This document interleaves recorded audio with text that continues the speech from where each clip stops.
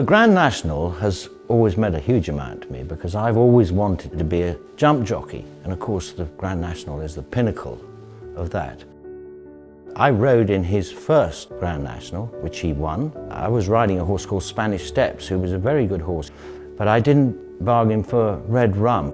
I didn't know him well as a racehorse. In fact, most of the time I saw his backside, but disappearing.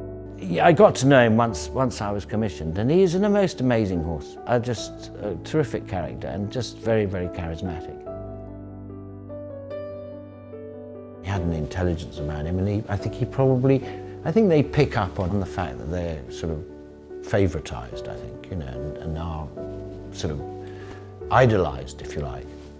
And I think if any horse did, he did. I had known for a long time that I wanted to be a sculptor, so I'd been working on that during the summer months when there was no racing.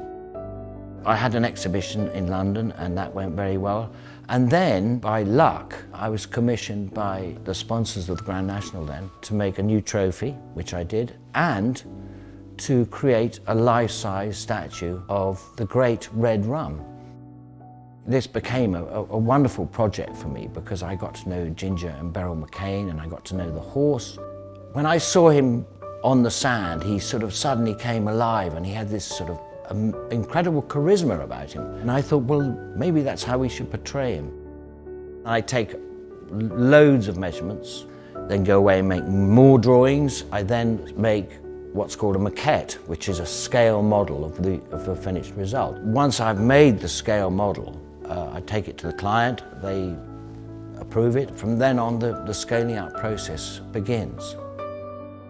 Red Rum was actually the first of these large-scale statues, and I was very lucky. As such, I've got particularly fond memories of that statue and of him.